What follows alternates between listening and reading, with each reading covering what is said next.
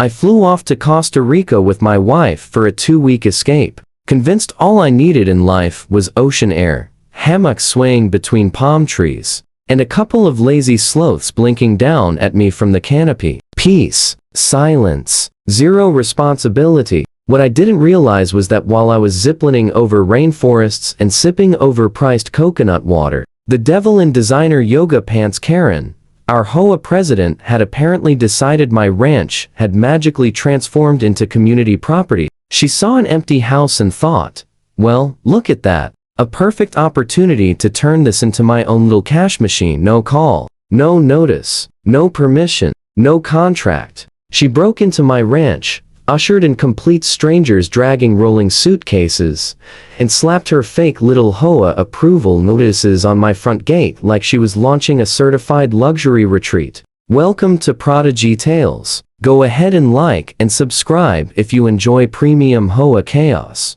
When I came home, the first thing I saw was fresh tire tracks carving through my gravel driveway, as if someone had hosted a monster truck rally. Then I noticed barbecue grease stains smeared across my patio stones, and my barn door hanging crooked, apparently repurposed as some influencer's rustic Instagram backdrop. I walked further in and froze. Kids were splashing in my pool, kids I had never seen before in my life. Their parents were stretched out under my gazebo, sipping drinks and laughing as if they owned the place. One woman, blonde, overly bronzed, wrapped in a neon cover-up, actually waved at me and said, "Oh, good.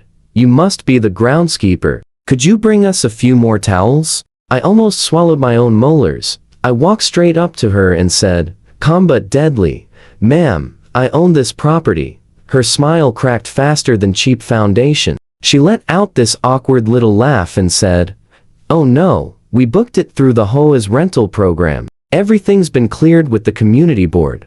At that point, I could feel steam building behind my ears. I told every single one of them they had 10 minutes to gather their knockoff designer luggage and get off my land before I called the sheriff. Right as the last SUV was pulling out, Karen rolled up like she was arriving at a ribbon-cutting ceremony. Wide-brimmed sun hat, clipboard tucked under her arm, sipping cucumber-infused water like she was the CEO of Stolen Property Incorporated. She started talking fast. Technically, the residence was unoccupied, and the HOA bylaws allow temporary allocation in situations of idle residency. Didn't hear anything after technically. I just smiled, nodded once, and said, "Perfect. I'll see you in court." She laughed. Actually, laughed. Karen must have assumed I was bluffing. Maybe she thought I'd stomp around, shout at the sky, and then retreat into my tractor shed to cry over spilled lemonade. Not happening. I didn't cry. I called a lawyer. Not just any lawyer. I called Mikey Mendoza, college buddy turned courtroom predator. The kind of litigation shark who once made a Fortune 500 CEO tear up under cross-examination. I told him, unauthorized subletting, forced entry, property damage, and impersonating ownership. There was a pause on the line. Then Mikey said, "Brother, I haven't had a case this delicious in months. We filed a lawsuit so thick the courthouse clerk actually sighed when she saw the box of attachments. Photos of the broken barn, screenshots of online rental listings,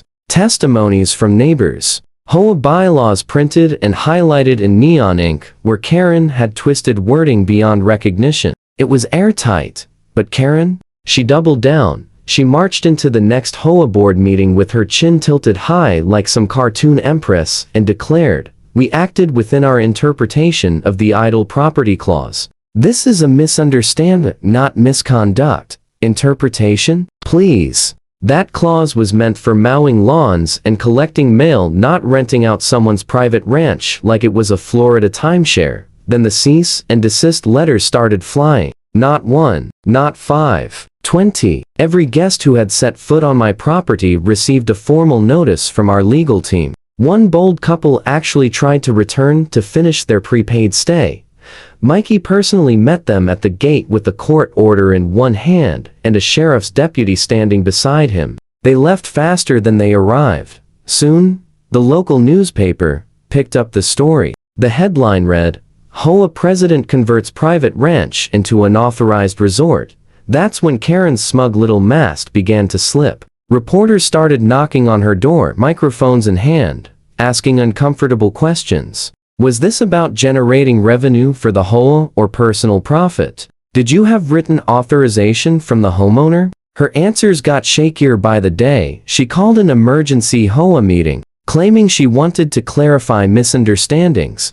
She stood at the podium, her clutching a typed statement, her voice wobbling while homeowners fired questions like missiles. Why did you break into a locked gate? Who approved listing his ranch on Rental Mojo? Did you seriously charge guests a local hay tax? The entire HOA board fell into stunned silence the moment Mikey stepped into that meeting room. His suit was razor sharp, his posture straight as a rifle barrel, and his eyes carried the kind of fire that makes people reconsider their life choices. He didn't waste time with pleasantries. We'll be seeing every one of you in court, he said evenly. Unless you'd prefer to settle right now with a written apology, full compensation for damages, and Karen's immediate resignation. He paused. Figuratively speaking, of course.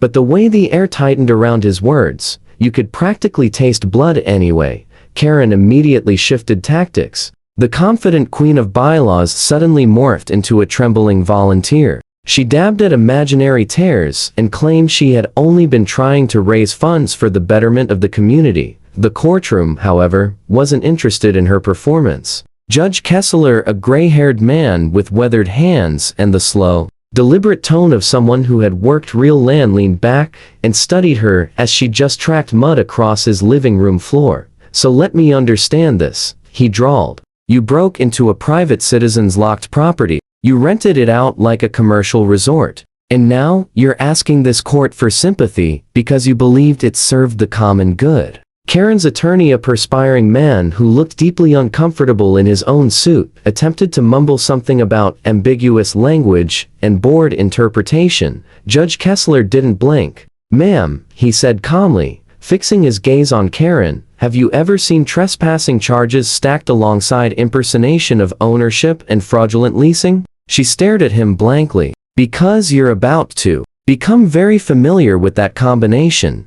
That's when Mikey delivered the knockout. He introduced the financial records. Karen had quietly opened a separate account titled HOA Ranch Retreat Fund. Every rental payment from every unsuspecting guest had been deposited directly into it. And when Mikey projected the withdrawal statements onto the courtroom screen, one name appeared again and again: Karen's. The money hadn't gone toward landscaping or community improvements. It had paid down her personal credit cards. It funded the construction of a brand new backyard deck at her house. And yes, it covered a luxury spa weekend reservation. While I had been scrubbing mud off my boots after repairing my damaged barn, she had been enjoying seaweed wraps and hot stone massages financed by my property.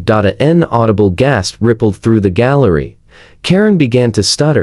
That's circumstantial. It's a coincidence. Mikey lifted one eyebrow. Then perhaps it's also a coincidence that you emailed your sister a week before the rentals began and wrote, quote, found a way to make easy money while the ranch owner's away.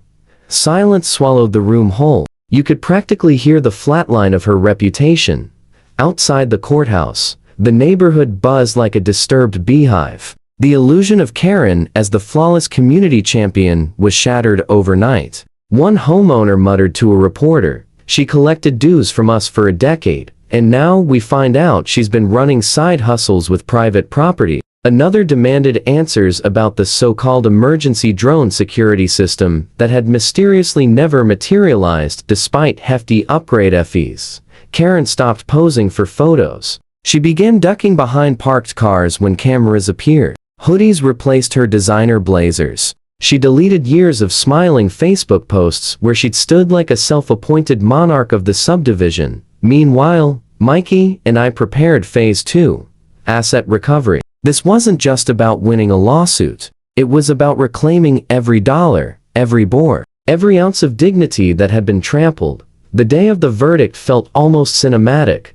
Karen entered the courtroom wearing a blazer clearly too large for her frame, as if she were trying to hide inside it. Her makeup was uneven, smeared slightly at the corners, as karma had finally landed a punch. Her attorney looked exhausted, 5 years older than he had the week prior. Mikey, on the other hand, walked in calmly with a latte in hand, flipping through the final damage assessment as if reviewing brunch options. We hadn't filed a simple complaint. We had constructed a mountain of claims: criminal trespass, unlawful subletting, property destruction, financial fraud, emotional distress, illegal entry, and impersonating a licensed property manager without credentials.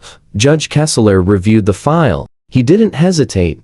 Guilty on all counts. The words drained the color from Karen's face. The judgment fell with devastating clarity. She was ordered to repay every cent earned from the illegal rentals plus triple damages. Her personal accounts were frozen on the spot. Her vehicle was subject to seizure. The custom deck she had built with stolen funds was marked for liquidation. And perhaps most stunning of all, the court ordered the HOA itself to dissolve pending a full federal audit. That audit uncovered even more. Karen hadn't just exploited my ranch. She had been quietly siphoning HOA funds for years. Maintenance budgets are inflated. Vendor contracts were manipulated. Reserve accounts depleted. Homeowners who had once applauded her leadership were now consulting attorneys of their own. Outside the courthouse, Karen trembled as reporters circled. "Please," she pleaded, shielding her face. "I never meant for this to happen." A journalist called out, "Do you regret pretending to be the ranch owner?" She hesitated before delivering the most honest sentence she'd uttered all year. "I didn't think he'd ever find out." "Oh, I found out." Within weeks, a foreclosure notice appeared in front of her house. Her Range Rover was towed from a grocery store parking lot in broad daylight. Her social media accounts turned into ghost towns, littered with comments branding her the poster child of HOA corruption. Even her sister reportedly refused to let her move in. No one wanted proximity to a scandal that had become neighborhood legend. As for me, I reclaimed my ranch fully and legally. But instead of turning it into a profit machine, did it my way. I opened it up for charity events, veterans retreats, foster youth programs, and local agricultural workshops. The gate stood wide for good causes only, and at every single gathering right near the entrance, I placed a framed copy of Karen's booking photo with a small plaque beneath it that read, "This ranch is proudly HOA free. Trespassers will be prosecuted to the fullest extent of the law. Some lessons cost money. Karen costs everything."